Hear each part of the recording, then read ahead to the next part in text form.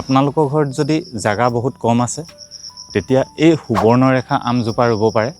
এই আমজোপা মোৰ প্ৰায় 9 বছৰ হৈ গ'ল আৰু 9 বছৰটো চক প্ৰায় হাতে ঢুকি পোৱা ৰেঞ্জতে আছে, বেছি ওখ হৈ যোৱা নাই আৰু বহুত বেছি বহলো হৈ যোৱা নাই। আৰু ইয়াৰ কাষতে আৰু এজোপা আছে, এজোপা সুবৰ্ণৰেখা আমৰ গছ। এইজোপাও 9 বছৰেই হৈছে আৰু চক 9 বছৰটো এইজোপাও প্ৰায় হাতে ঢুকি পোৱা সমানতে আছে। মানে ইয়াৰ গ্ৰথটো বহুত শ্ল' মই যি দেখিলোঁ। আন আমবোৰ যেনেকৈ লেঙেৰা আম, এতিয়া এইজোপা যদি লেঙেৰা আম হ'ব লাগিছিলে তেতিয়া ইয়াৰ বয়স মাত্ৰ 1 বছৰৰ পৰা 2 বছৰৰ ভিতৰত হ'লহেঁতেন। মানে 2 বছৰৰ ভিতৰত ইমানটো হাইট লেঙেৰা আমে লৈ আনিব। গতিকে এই সুবৰ্ণৰেখা আমজোপা বহুত বেছি বৃদ্ধি নহয়। আপোনালোকৰ ঘৰত যদি খুব কম জেগা আছে তেতিয়া মই ভাবোঁ এই আমজোপা বহুত ধুনীয়া হ'ব।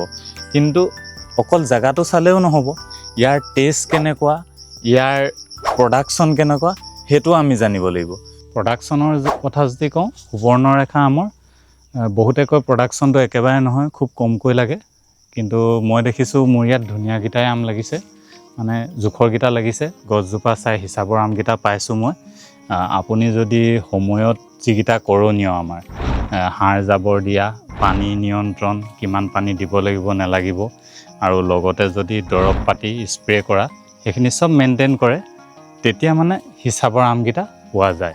এটা কথা ঠিক, এই সিন্ধু আমৰ সমান প্ৰডাকশ্যন দিব পৰা নাই বা এলফনছ আমৰ সমান প্ৰডাকশ্যন দিব পৰা নাই। কিন্তু আমাৰ ঘৰত হিচাপৰ আমকেইটাই লাগিছে। যিমানকেইটা লাগিব লাগে গছজোপা চাই মোটামুটি হিচাপৰকেইটাই লাগিছে।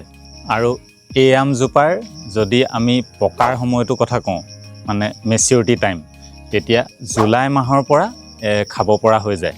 জুলাই মাহত ই পকিবলৈ আৰম্ভ কৰে। গছতো 2-এটা পকে, কিন্তু মই বেছি ভাল দেখিছোঁ গাপ দি পকালে ইয়াৰ টেষ্টটো বেছি ধুনীয়া পোৱা যায়।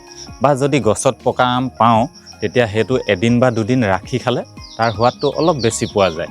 সুবৰ্ণৰেখা আমটোৰ নামটোৱে সুবৰ্ণৰেখা আৰু সঁচাকৈ তাৰ কালাৰটোও বহুত ধুনীয়া। কিন্তু মোৰ ঘৰত প্ৰব্লেম এটা হ'ল, এনেকুৱা প্ৰব্লেম আপোনালোকৰ ঘৰতো আগে পিছে যদি হৈছে মই দেখুৱাওঁ আপোনালোকক। এইবোৰ চব এনেকৈ ক'লা ক'লা পৰি গৈছে, ইয়াত এই দাগি দাগি হৈছে, আমবোৰ বহুত দাগি হৈছে এইবাৰ। আৰু এই 2-এটা এনেকৈ অলপ কম দাগি হৈছে।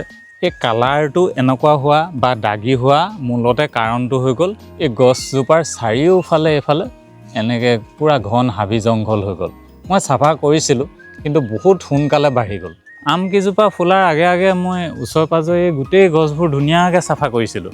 কিন্তু কি হ'ল চাগে এইবাৰ পানীটো সময়ত পাই গ'ল, বৰষুণটো, সেইটো কাৰণে বহুত সোনকালে বৃদ্ধি হৈ গ'ল আকৌ ডাল পাতবোৰ। আৰু যেতিয়া আমবোৰ কলি কলি হৈ আছিলে, সৰু সৰু চাইজৰ, মটৰমাহ সমান চাইজৰ, তেতিয়াৰ পৰাই দেখা গৈছিলে যে মানে গোটেই ঢাকিয়ে পেলালে হাবি জংঘলে। চব ফালৰ পৰা গোটেই গছ বনে ঢাকিয়ে গ'ল। আৰু মোৰ কাটি থাকিবলৈ ইমান টাইমো নোলালে চাফা কৰি থাকিবলৈ, কিন্তু মই ভুল কৰিলোঁ। যদি চাফা কৰি ৰাখিলোহেঁতেন তেতিয়া মানে মোৰ আমবোৰৰ এনেকুৱা বেমাৰবোৰ কম হ'লহেঁতেন।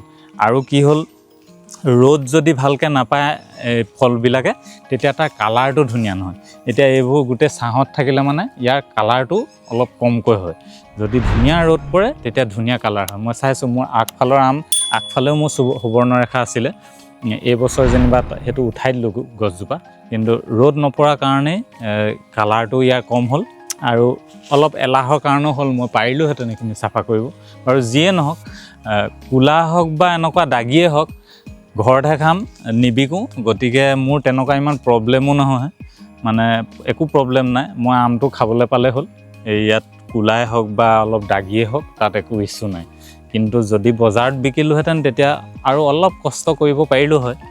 এতিয়া যদি সুবৰ্ণৰেখা আমটোৰ টেষ্টৰ কথা কওঁ, তেতিয়া এই সুবৰ্ণৰেখা আমজোপাৰ টেষ্টটো মই মিডিয়াম ৰেঞ্জত ৰাখিম। ইয়াক লেঙেৰা সমানো ই টেষ্টি নহয় বা এলফনছৰ সমানো টেষ্টি নহয়, তথাপিতো ইয়াক মিডিয়াম ৰেঞ্জত ৰাখিম, একেবাৰে বেয়াও নহয়। সুবৰ্ণৰেখা আমটোৰ ৰসো বহুত বেছি। অন্য আমতো ধৰক ৰস থাকিব পাৰে, কিন্তু মোৰ ঘৰত যিমানকেইটা আম বৰ্তমান মই লাগি আছে, এই গোটেইকেইটা আমৰ জাতৰ ভিতৰত দেখিলোঁ সুবৰ্ণৰেখা আমটোৰ ৰস বহুত বেছি। এইটো এটা আপোনালোকক মই এতিয়া কাটি দেখুৱাম।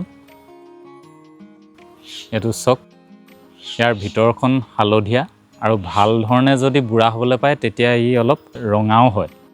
সুবৰ্ণৰেখা আমটো আমাৰ ঘৰত থকা বাকী আমবোৰতকৈ সকলোতকৈ মই মানে ৰস বেছি পাইছোঁ। চক কিমান ৰস আছে ইয়াত।